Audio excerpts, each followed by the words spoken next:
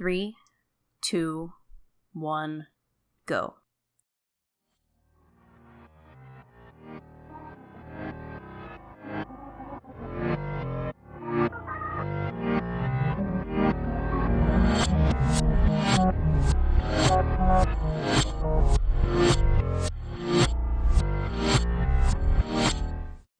Hello, lovely, beautiful, and handsome listeners. This is the Best Games Period, the show where we talk about games that we think might be considered one of the best games of all time. Or not. It depends on the week. I'm your host, Jack Gardner, and woo. What yes, is that the from? choice is yours. Do or do not, the choice is yours. Dang it. I've already derailed us. See what I've done? Yeah. I've ruined everything. That's Naomi Lugo. She's good at ruining things. That's what I do. Not this show, though. You haven't ruined the show yet. Last week's episode was really good. I wasn't even on it. Yay. Now that's going to bug me, though. Blah, blah, blah. Do or do not, the choice is yours. That's not how it goes. Anyway, proceed. I will figure it out. And ruin everything. The choice is yours.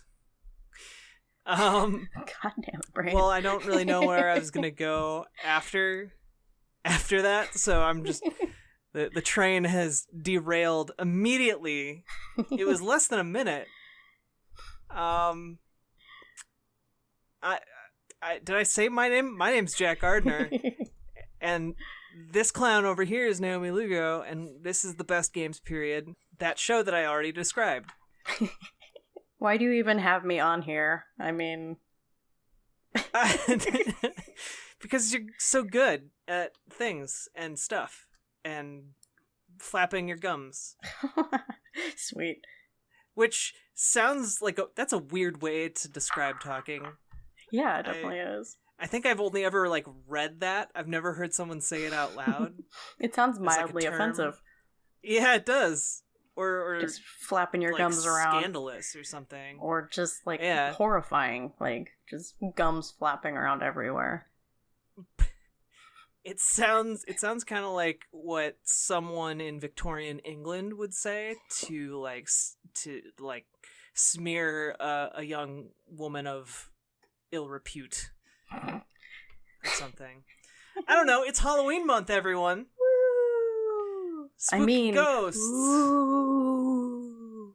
Ooh, it's October. That's what I've been calling it in our behind the scenes talks about spooky months. Well, now it's official. Yeah, it's official, and we're going to be talking about scary games this month. Last month, we ended Sci-Fi Month with a fantastic episode on Mass Effect Andromeda that I listened to in its entirety while I was editing, and there were some good points.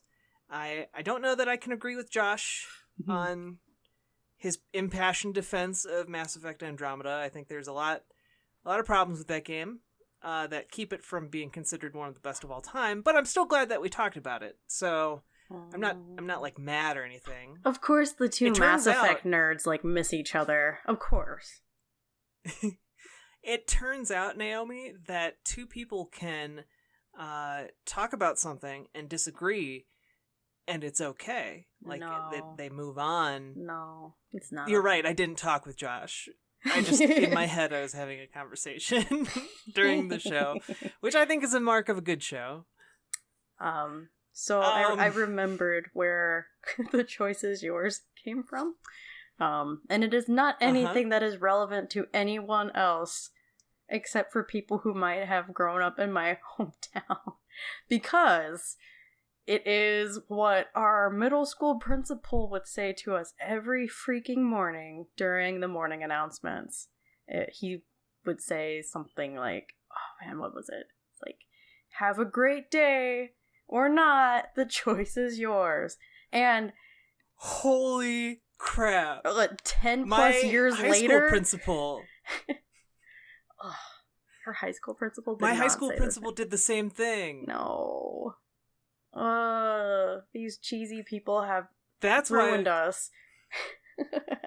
That's why I thought it was like a familiar saying, but have a great day or not, the choice is yours, was how he signed off every single announcement. That is so cheesy. So. Oh my god. Yeah. And it's just drilled into our brains. That, you know what? We can just blame those people on why we are cheesy. Sure. I was never cheesy on my own. No, not even once. Mm-mm. Yeah, last week we did Mass Effect Andromeda. People should go listen to that and bother Josh on twitter.com. He asked for it. He asked for people to debate him about this game. I mean, that is an open invitation, guys. Yeah. So go tell him how right or wrong he is, and have a good time, and be nice.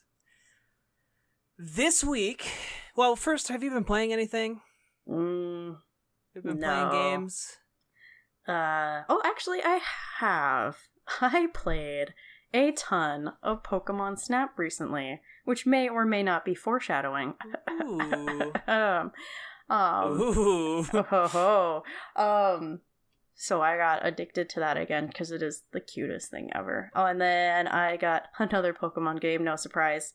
And that is, oh my gosh, how does the title go? It's Mystery Dungeon, but it's like Mystery Super Dungeon. And that's just a later release like with more Pokemon in it, sequels. Pretty much. So, yeah. Okay. Yeah. How about you? Have you been playing the video games? Like the Pokemon Mystery Dungeon games, those are like kind of roguelike games, right? Where you're exploring like a dungeon to rescue Pokemon. And is that basically the premise? Yeah, and they're really adorable. It's almost like like a Zelda game mixed with Pokemon. And then they try to do these like cute little storytelling things, and you just have to play the game. It's really cute. Okay. Yeah. Well, I finished Spider-Man, and I don't know if I talked about that, but it was really good, and I would recommend it to a lot of people. And I wrote a review over on community.extra-life.org that people can read, and I mostly go into the reasons I think the game doesn't quite live up to like its full potential. And I talk a lot about that more than I talk about really liking the game, because I found the reasons that I wasn't quite clicking with it 100% were more interesting than the reasons I liked it. Because the reasons I liked it is you can swing around real fast. Do you need anything more? I mean, it's fun to do. And you can do the finger guns to people. And you can give high fives. So, sounds like A+ gameplay to me. If you guys can't tell, my brain is mush right now, and that's why I'm trying to ruin everything actively. And Jack is just trying to rein my brain you're trying in. to actively ruin. Well, no, I guess I'm not trying to. It's my subconscious. I'll blame my subconscious actively trying to ruin everything. Oh. But yeah, so since it is Halloween month, I do have a question for both of us to answer. And being I'm the excited. Pokemon fanatic that I am, I bet you could probably guess what this is. What is your favorite ghost-type Pokemon? I would have to go with either Ghastly or that Chandelier one. Chandelure. Which I think... Chandelure. Mm-hmm. Yeah. Any reasoning behind that? Ghastly, just because it's like the classic ghost Pokemon in my mind. Aww. And I'm not a huge fan of the Haunter or Gengar. How dare you? Looks. What? I don't know, they're like, I like Ghastly as like this weird little sphere gas thing with a mouth. I mean, I don't hate Ghastly, but Haunter is clearly superior. And Gengar's a goober. I mean, but he's not badass looking. They're I mean, he is, but I like Haunter the best out of them. They're too angular for me. Like, what? for a ghosts shouldn't be that Ghosts angular. Should be round balls? Yeah, ghosts should be like weird gas balls. Like, that's a ghost to me. Haunter is, like, still a weird gas ball. He's floating in the air. He's just kind of pointy. No, he's too pointy. Oh my god, that's the quote of the show for sure. And chandelier I like because it's like a creepy chandelier. And you know what? If we're like that, to me, it's also the epitome of like the new generation of Pokemon design, where they literally just took objects and were like, "This is a Pokemon now." Hey. But at least it makes sense because it's like a ghost possessing a chandelier. Yes. And so Chandelure has like amazing. I actually defend Chandelure against like the other designs, like the crap, I can't remember the names of all of them because I have actively avoided them, but there's the ice cream cone one, which is pretty famous, and then there's the keys one, and then there's the Rotom line, which is like includes the washing machine and whatnot. I would say that Chandelure stands above all of those, even though it could kind of shift in there. It actually still looks like a cool Pokemon. Like, if they didn't call it a Chandelier, like Chandelier, I wouldn't necessarily draw that conclusion, you know? I wouldn't say that it's just a standard Chandelier, like the frickin' ice cream cone one is. I think it's pretty badass looking, you know? Yeah. What about you? Well, Haunter is my favorite of the original Ghost Boy trio. But then I also absolutely adore Mimikyu, because holy crap. Oh, the backstory of Mimikyu is just so sad and so sweet, and it's the cutest little thing. I don't know if you've watched the anime at all with Sun and Moon, but no. It is an angsty little devil. It hates Pikachu because, I mean, before that, I always gathered that it just wanted to be loved like Pikachu. Like, it was kind of a sweet thing, but no, in the anime, they're like, this thing is trying to murder Pikachu. And it's great. And it makes this cute little noise. It's like, and if you lift up its little Pikachu costume, you will, like, be entranced in it, and you might not ever like come out again. And it totally grabs like Meowth, and Meowth has a horrifying trip into the void. Yeah. And then when it rips its costume, there's a really sweet episode where Jessie from Team Rocket fixes it for poor little Mimikyu. Yeah, so Mimikyu is also the best. And then I also adore Drifloon, which is, it's a little ghost balloon with a horrifying backstory. It's the cutest thing ever. Do you know Drifloon? No. It's really cute. I'll take your word on it. Yeah, so its backstory is that it steals children, pretty much. Okay. So adorable. So cute. And it has like a little cloud of hair. I'll just send you a picture and you can react to it like 5 minutes later when when you actually get the photo. Yeah. Okay. Yeah.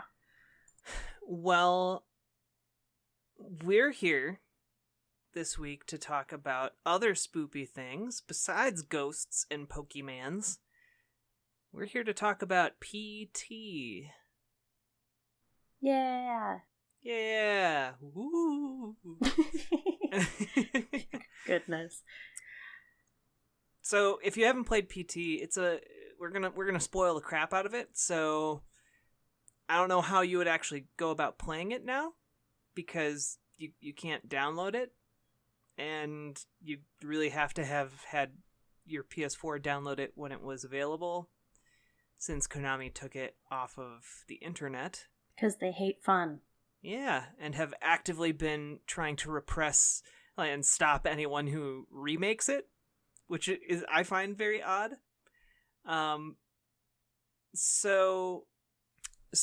But we're gonna spoil it. So if you haven't played it, just letting you know, it's gonna be spoiled. It's only like 30 minutes, hour. You know, you can go watch a stream of it, watch people go, "Oh my god, it's scary." Okay, but get the Okay, but that also gets at the first thing that I'm gonna say about PT, is that if you don't know how to play it, it's going to take you a lot longer than 30 minutes to an hour to play it.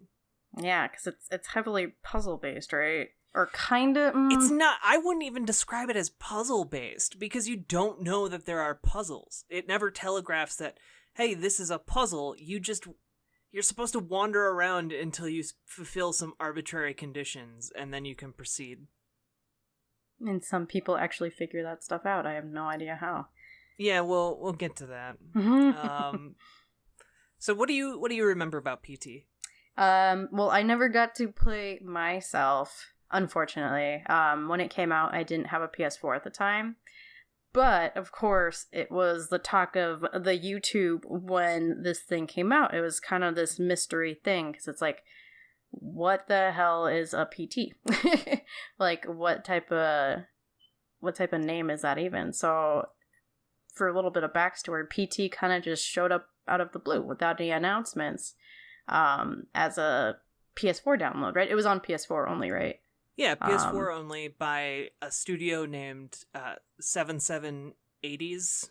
Yeah. 7780s Studio. So it was this kind of mystery thing that was totally weird. And people started playing it, and it ended up being this horror game.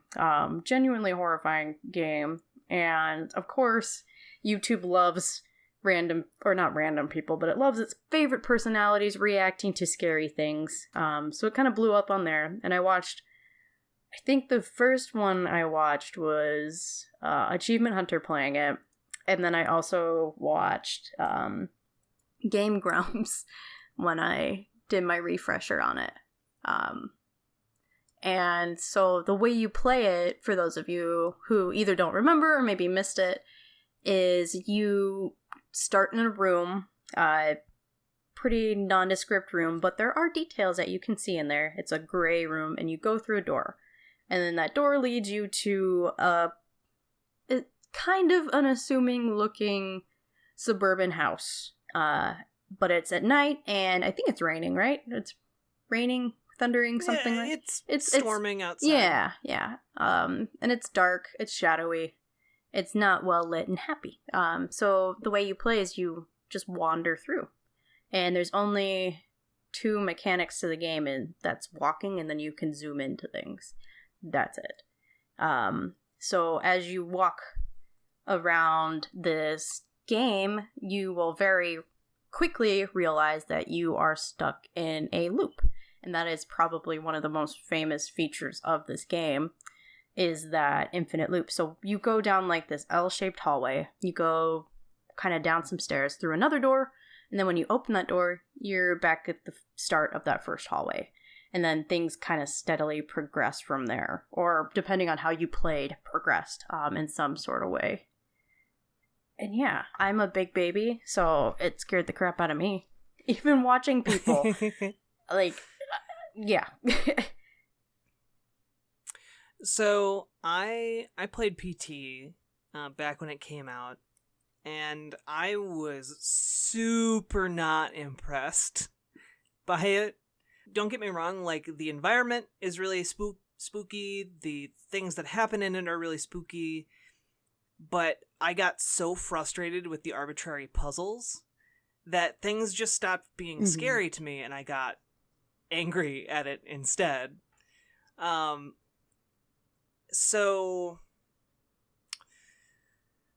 yeah, like you said, it's basically in kind of that school of like a walking simulator where you're walking around a spooky house and you have very limited ways of interacting with it. And there has been a murder. Someone killed an entire family. You're hearing about it over the radio, and the house kind of builds upon that story until it's very clear that someone, like, the family was murdered in the house that you're in, and there's a spooky lady apparition who can kill you and send you back to the beginning of the game. And or not depending on how you play. Yeah. I was never killed by the spoopy lady. Instead, at one point in the demo, you hit a part where you're supposed to start collecting these little scraps of picture, that has been ripped up, except that they're so tiny. I didn't know that I was actually supposed to be looking for them, and I found like several of them without really trying, like without even knowing that I was A, looking for anything, or B, picking anything up. And the way you pick them up is by zooming in the camera onto them, but it's such a small zoom that it was hard to like put together that was the way you were picking them up. And so I found a bunch of the other ones, and I couldn't figure out how I had picked up the other ones, like the old ones. And then there's like another part where there's this crying fetus baby monster thing that also talks to you. That's really... The Game Grumps called it a jelly bean with a face. It's an underdeveloped fetus, basically. But it's in a bathroom. But it's still got some abnormal features to it. Like, obviously. Like the ability to talk. Like, yeah, talking. Well, so it... According to the internet, like, there are a number of ways to make it through this game. But in order to progress, you need to, like, make the baby cry 3 times by just like existing in the environment and moving around in specific ways. It was very vague, but you couldn't go into the bathroom to continue going through the demo unless you fulfilled like these conditions, and the game never tells you what the conditions are, so you don't know what you're supposed to do except keep going through this loop. Or if the loop cuts off, then you're just wandering around in this L-shaped corridor, and it sucks. It just sucks if you don't know what to do. Mm-hmm. That's fair. Here's the thing. Like, so this was actually made by Hideo Kojima and Guillermo del Toro, because they were working on a game called Silent Hills, which was going to be the big budget successor of the Silent Hill franchise. And that's revealed at the end of the demo. But Hideo Kojima purposely made this thing so that it would be as difficult as possible to get through.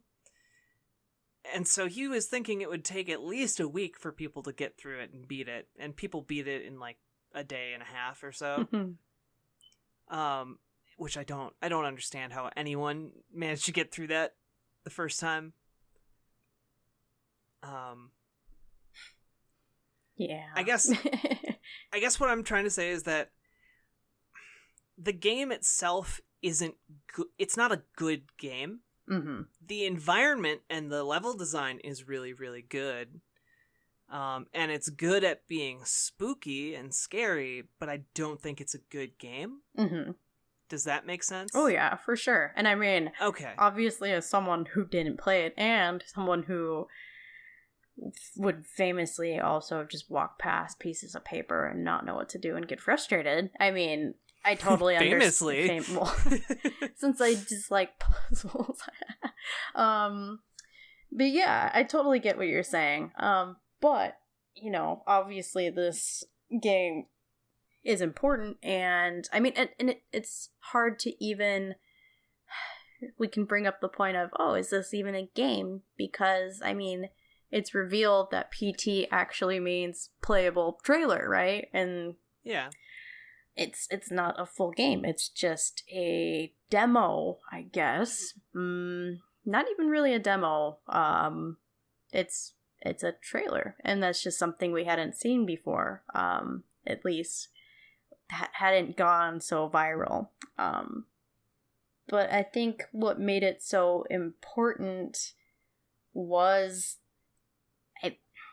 Hideo Kojima obviously has this knack for breaking narrative walls and reaching different areas to tell a story. And I think he managed to do that with PT. In that he created this aura of mystery around it, and it kind of built its own hype because of that. Does that make any sense? Like, people were so enthralled with what this thing was that it became more of a phenomenon than maybe it even deserved. Because, like, if this was an indie game that was on Steam, it wouldn't really have made too much of a blip, you know? Sure, a couple people would like it, and it might become like a cult, you know, a little mini cult classic. Not even a cult classic. But I think that ethos that it built around it is what made it so interesting. Yeah, I think that there is so much in the teaser that makes it I don't know how to say this. Like, it makes it sticky. Like, it sticks in your brain. Okay. And so, like, you still have people to this day who are trying to remake PT or have built entire games out of an attempt to remake PT. And it's just an L-shaped hallway. Like, yeah. That's the entirety of the game. An L-shaped hallway with a bathroom and, like, a weird little dungeon basement. And that's really interesting what they were able to do with that small amount of space. And I think maybe we'll get to, like, the level design and stuff in a hot second. But the way that it hints at a larger story without giving any clear and concise answers, like, yeah, there was a family that was killed, but the game never, like, never says it was your family, player. It never, or it, like, it doesn't offer any clarity. Yeah. There's a lot of hints about a wider world that's going on outside of the house. And you never really get to see what's going on. And there's no satisfying conclusion to the teaser because it's a teaser. It's meant to get your blood pumping and your imagination running. Yeah. And Hideo Kojima and Guillermo del Toro did a really, really good job doing that. So that's why I think it, like, their skill in kind of putting in substantial enough allusions to, like, an outside world and a greater things going on, more important things outside of just this spooky hallway, that makes it such an attractive thing for other people who want to make games or who enjoy scary horror games, because you can find, like, an entire community of people online who really love PT. Like, I think, like, a year after PT came out, there was like, basically people remade PT but as a short film, which is an interesting thing, in their house, and it was pretty good, actually. It's about 15 minutes long. I have not seen it. I will have to locate that. That sounds interesting. Yeah, I think your point of letting people's imaginations go wild is key to why people are so obsessed with it. I mean, to be real, I mean, the story that is presented is pretty generic, at least from the way I interpret it, you know. Apparently, like, a dad, we're gonna guess, killed his pregnant wife and possibly his children. But yeah, it's like you said, like, the surrounding details around that is what makes it so interesting, especially when we tie it into Silent Hill, which is such... Silent Hill and Silent Hill 2, which are such bizarre and dreamlike games that have so many ways to be interpreted. Yeah.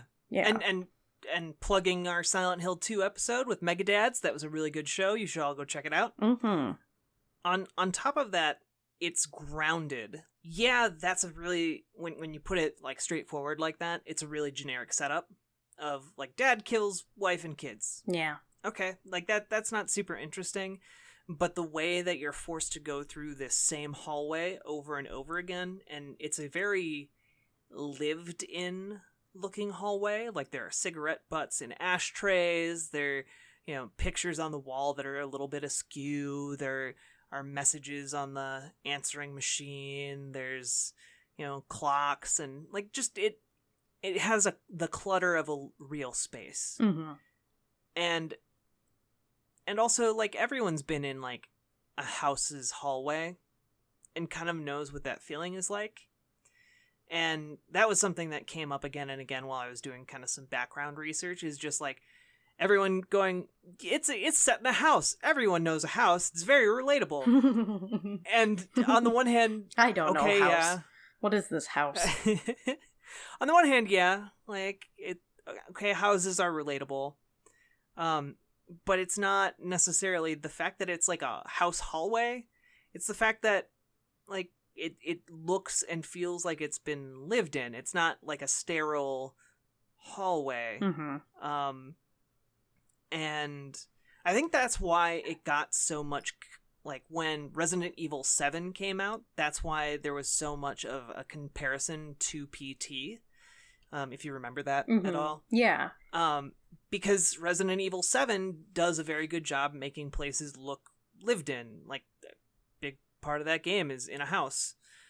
And what? Yeah, crazy.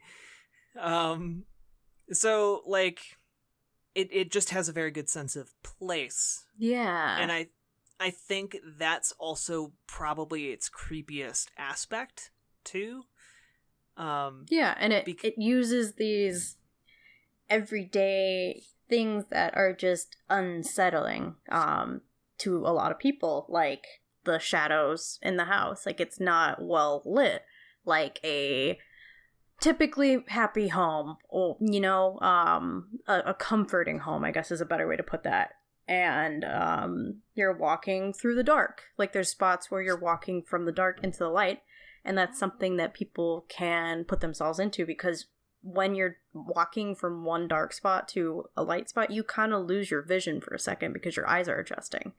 And I think that's where kind of the genius comes in, is those tiny details, that I probably missed a bunch, like, obviously babies crying is pretty unsettling, but the way that they used the baby crying in the different ways at different times is what makes it interesting. Like, it's not just a baby crying the whole time. The baby will giggle, the baby will make other weird noises, and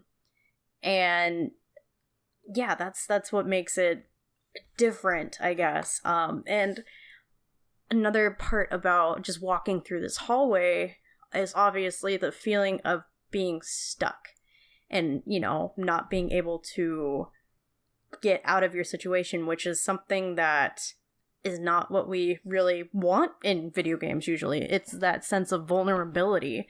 In games, we're usually transported into the body of a really strong character, whether that be through their skills, magic, or just like, standard strength. Mindset. Yeah. They have something special about them that makes them able to overcome the world around them. And we feel empowered when we're in games. But meanwhile, in horror games and in PT specifically, you are extremely vulnerable because you don't know what's going to be around those corners. And I mean, again, that's another thing that they use, is walking around the corners. But I am really unsettled by the idea of just being stuck. And I guess a good way to put it is like sleep paralysis, oh, yeah. That's kind of what this game felt like to me. Like, in sleep paralysis, you can literally be able to visualize the room around you, or you can have vivid dreams. But you just have this feeling of not being able to control your own body, which is kind of different, but you don't have control, and you can't really snap out of it. And then it also feels dreamlike, nightmare-like, where you can't wake yourself up and you're just, going through this loop of random horrifying things that are happening and you don't have control, which is what made it really interesting. Yeah, and that not having control and your equating it to sleep paralysis is not something I had actually thought about. So that's a really interesting point. I really like the way that the hallway is set up. Is you are never comfortable in the hallway. No. Like for example, like you can't walk forward and also keep an eye behind you at the same time. Like the hallways are just long enough so that you can't do that. Because then you'll just be looking at the wall. And if you try and turn your back and like get into a corner, there's like a window there. So that doesn't really work either. Or there's a door, or like a shadow, or just or that stupid chandelier that creaks back and forth. But yeah, that brings up, I was going to ask you, what type of horror game player are you? Like, so I am definitely the type who will just like scoot my character along really slowly. Like when I feel creeped out, just like, or are you the type who just goes along, and then if something happens to you, it happens. Let's get it over with. I try and be the first one, but I think more often, like when I get really freaked out, I turn into I try to be the second one, but when I get creeped out, I turn into the first one. Gotcha. You know? Mm-hmm. Also, I just want to talk about the space a little bit more, because it's, again, I think it's the most interesting part of PT. Mm-hmm. And in particular, I really, the looping geometry, the impossible geometry, like, it's really interesting because I saw, while I was looking this up, just kind of like an illustration of the layout from like a bird's eye view of the hallway. And the entire level is literally a square box room, and then this L-shaped hallway coming out of it. And then once you turn the corner on the L, there's a bathroom right to your right, and there are some windows on your left. And then you go down the hallway a little bit, and it goes into a little entryway. And then the hallway continues and opens up to a set of stairs that go down, and then the loop repeats. And that, like, when I describe it, you might start thinking, well, that sounds a little weird. Because that isn't like a sensical way to lay out a house. But it's also not, I don't think that's something that would immediately stand out to someone who's playing the game. I think it is such a subtle design decision that a lot of people just subconsciously go through, and they're uncomfortable in the space, but they can't articulate why. And I think that's a big reason for it, because it's not set up in a way that anyone would actually set up a house. Mm-hmm. Makes your brain kind of break a little. Well, yeah, like there's just a weird, like, where's the rest of the house? You know, like, yeah, how do you get upstairs to that balcony? The inaccessible balcony. There's a bathroom in a place no one would design a bathroom to be, and then there's just like a huge empty space, as if like there's a cavernous hall on the other side of the wall, but there's not any way to ever get in there or see what's over there, or really that there's any of the house at all whatsoever, aside from this one hallway and a bathroom. Mm-hmm. And that just looping over and over, I think, increases the unease, because you know something's wrong, but unless you're like an architect or something, or really into level design, you're not going to really notice those aspects. All you're going to notice is that you're in a hallway, and hallways are designed for you to get from one end to the other without really being distracted, except that the game is constantly distracting you, so you're literally just stuck in this place that you're not really supposed to like linger in. Like, hallways aren't meant for people to just like chill in. Like, that's why people usually don't.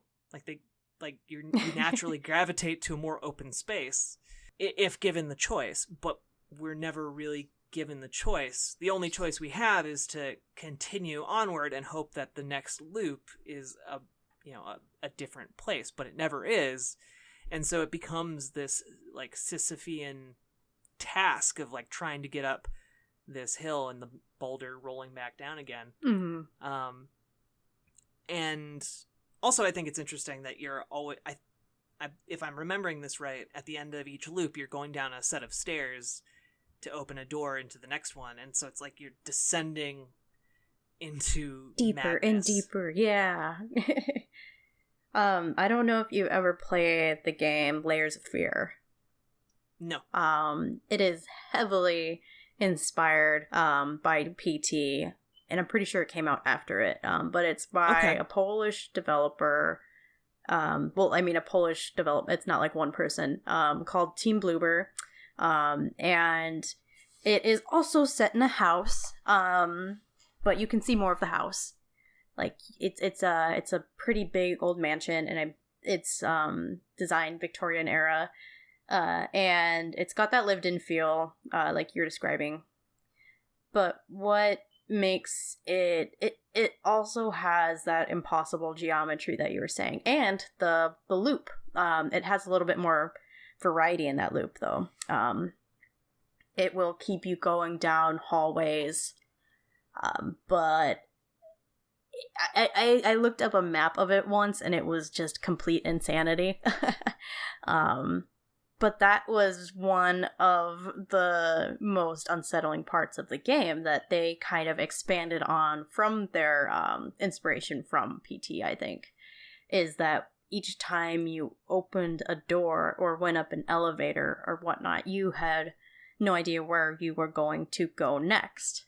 And like a hallway that you had gone down before that might have been normal, like still dark at night with storms raging outside, will then later slightly distort the further you go. Like maybe the second time you loop around, the lights will start swinging, and then the third time around the windows will disappear, and then the fourth time around, there will be more disheveled things or a slight jump scare. This game PT has been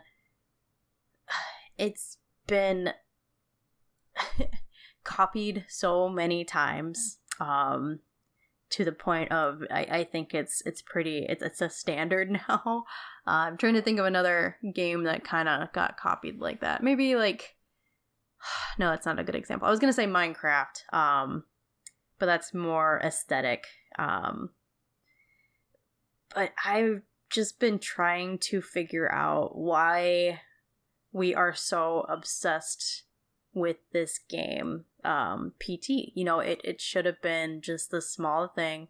Yeah, I mean, I understand why it went viral, but we are still obsessed with it. And we obviously as just a collective society. I think a lot of it has to do with the way it messed with people and the way that it kind of became like this massive community endeavor to figure it out. Like, so many people played PT in like the first week that it just kind of became, by word of mouth, this massive... It was very massively successful as a marketing device, right? Like, everyone was talking about it, and everyone knew that it was a teaser for Silent Hills once it was finally solved. And it was just so weird. And the like, again, so sticky with its story. Like, people wanted to figure it out. And it's a brain teaser, not just in the sense that there are puzzle mechanics to tease your brain, but also in the fact that, it's a weird story enigma. People wanted to figure out what it was about. What's the deal? Why is the main character played by that guy from The Walking Dead?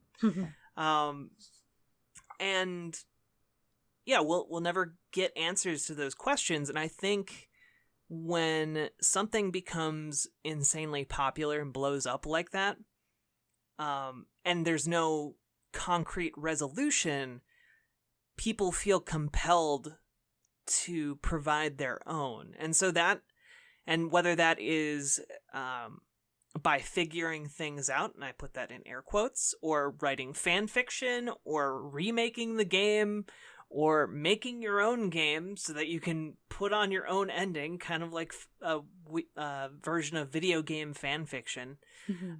Yeah, like I think the game was remade in Minecraft and then recently remade in Unity. Yeah.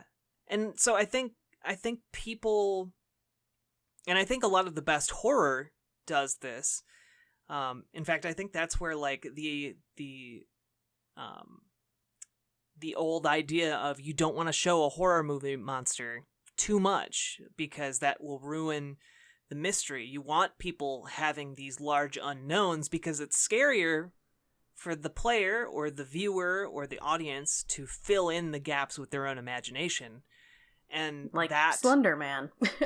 Yeah. I mean, it's a really simple design, just like almost like a sock puppet in a suit that's tall, but the lore that people have made around it is what makes it scary.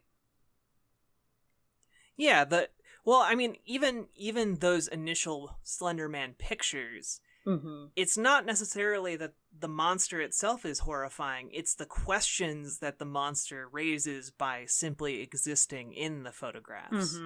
You know, what is he doing there? Why is he near children playing? Yeah. And that creates such an unease that people can't forget about it. Yeah. It makes for this thing.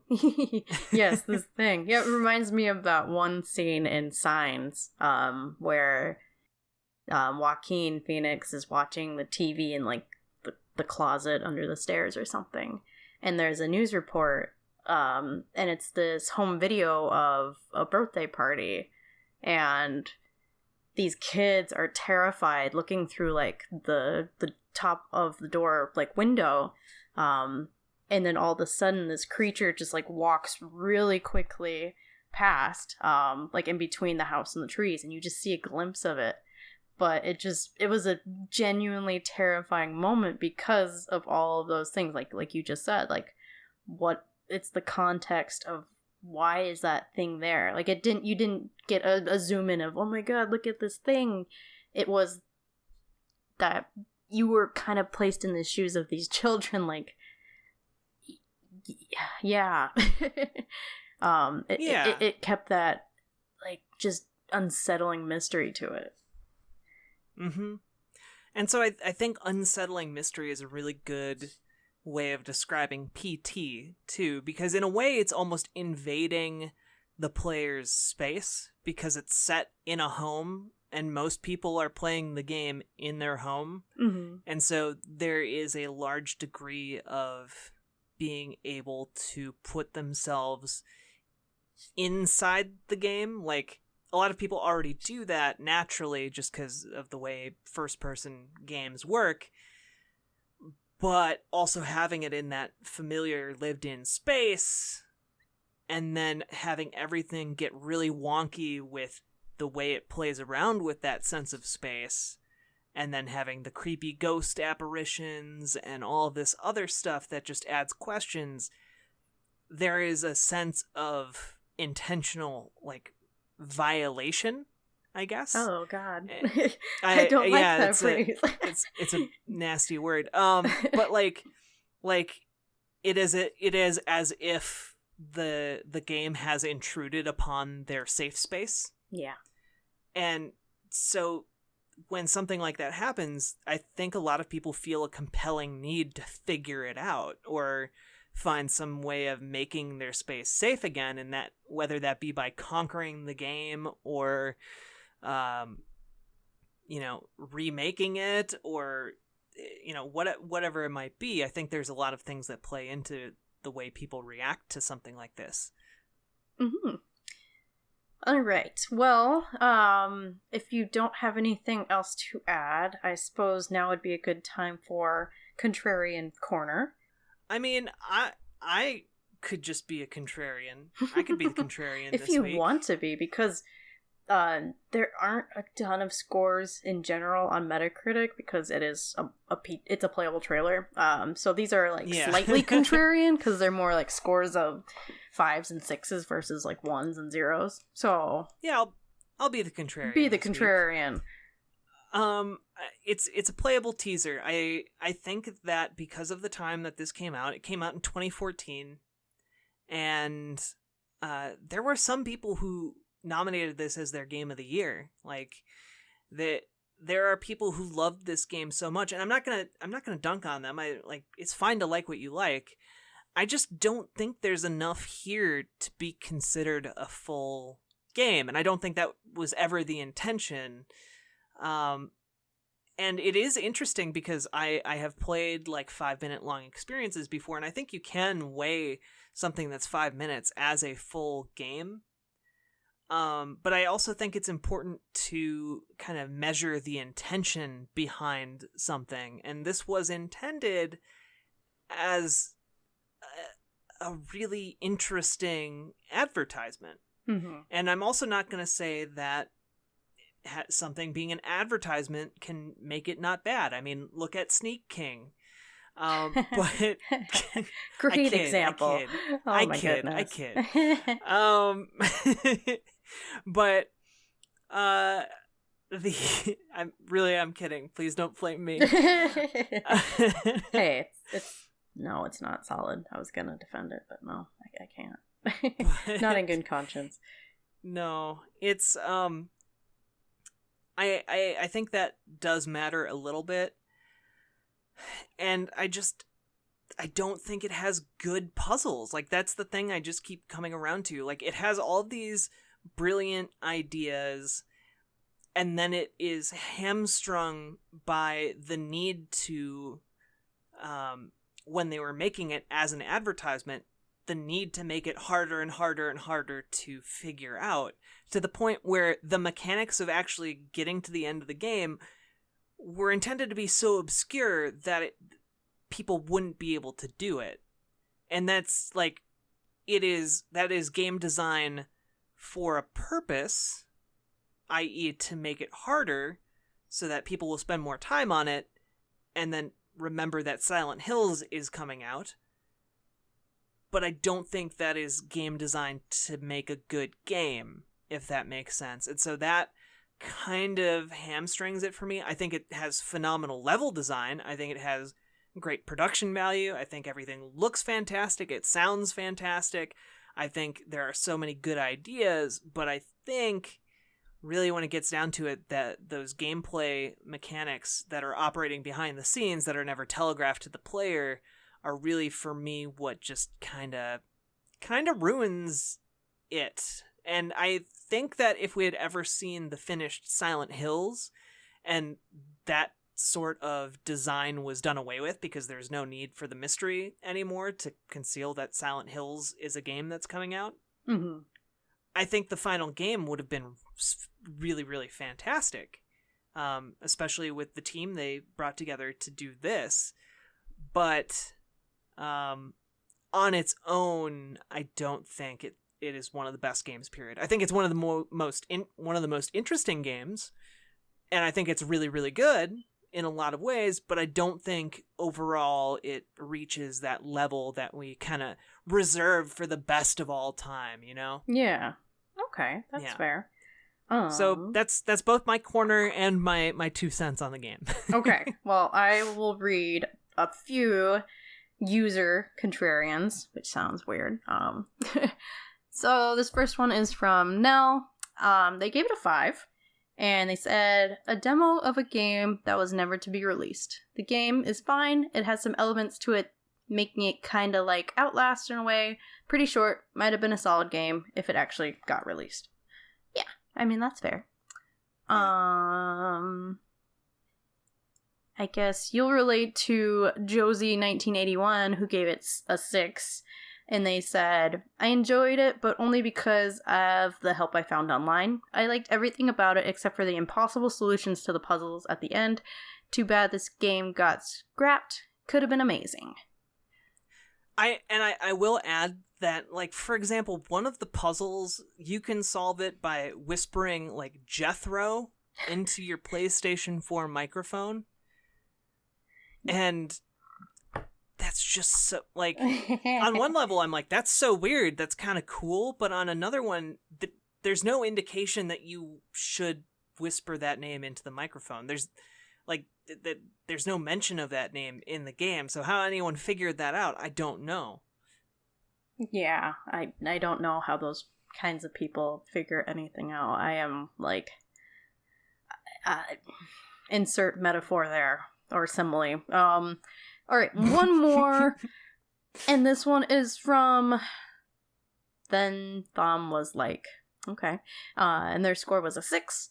They said, some genuinely great scares, tense moments, and an awfully obtuse last puzzle, in quotation marks, that takes the wind out of its sails. Still, the potential is there for Silent Hills to scratch just the right horror itch. If only Kojima can restrain himself from over-designing it. Yeah.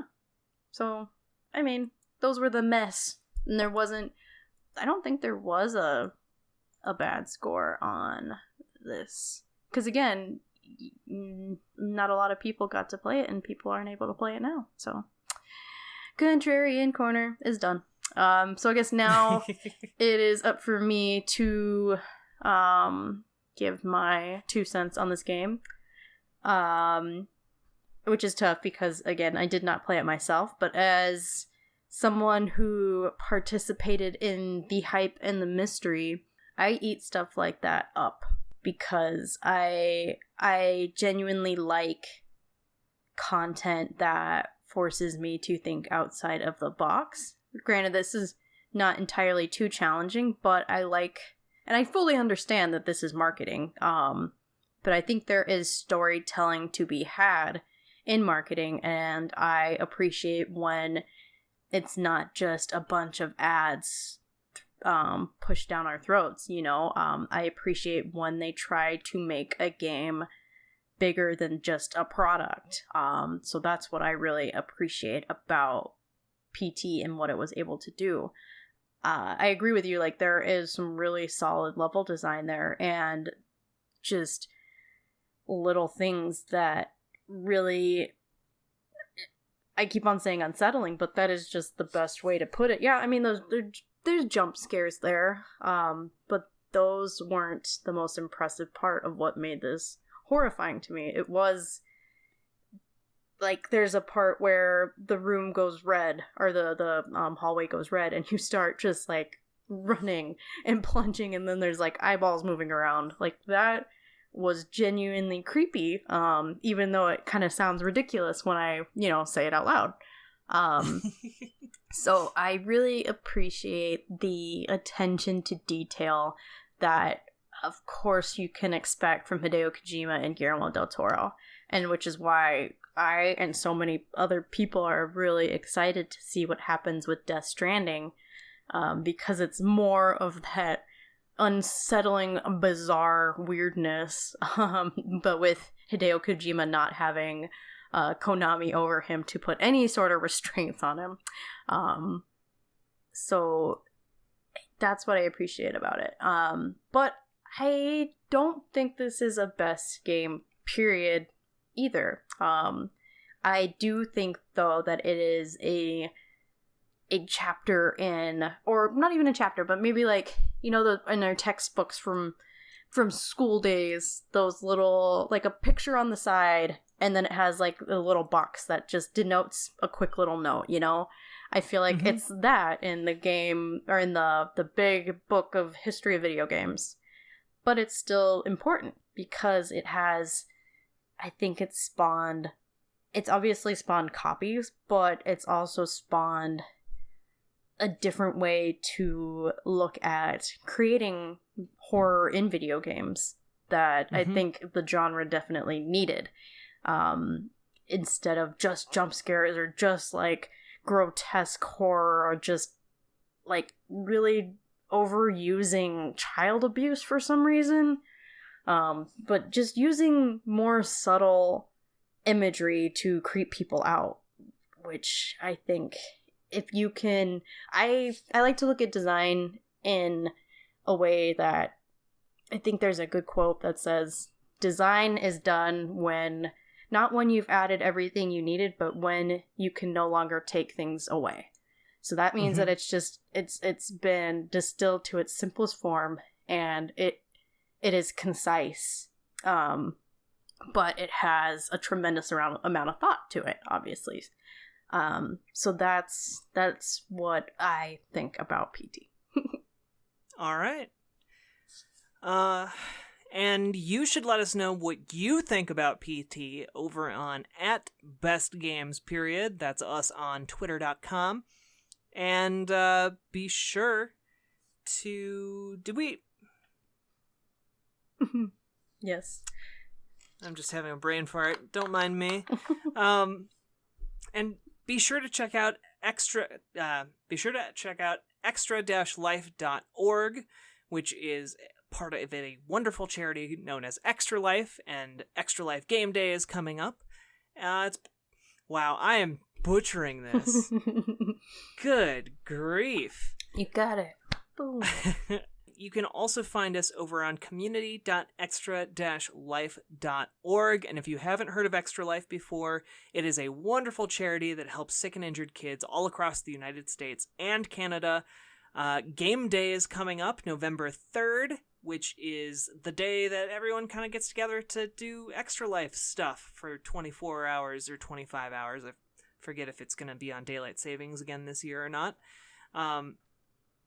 But regardless, if you want to know more, head over to extra-life.org, where you can learn more about this fantastic charity that's part of Children's Miracle Network Hospitals, and sign up. And when you sign up, you can actually choose which Children's Miracle Network hospital you want to support, and 100% of everything you raise goes directly to that hospital to help sick and injured kids. So, get on it. Yes. Go forth and raise money while playing games. Woo! Anything you want to add, Naomi? No. We have an Instagram as well. You can find us also at @bestgames_. And if you ever want to have a conversation with us on Twitter, we are always happy to do so. We are obviously video game nerds, so we can talk about them all day. So yeah. Oh, and we also have a Patreon. We don't really make enough to keep this show going, but we do it anyway because we love talking about games, and we love hanging out and interacting with all of you. So if you want to support us, we do have a Patreon at patreon.com/bestgames_, where we occasionally put up exclusive episodes for all of you, that just for you.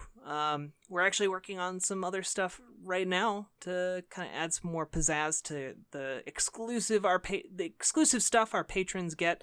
So be sure to head over there. And support us for as little as $1 per month, because that really does help us, and we really, really appreciate it. So, yeah, patreon.com/bestgames_.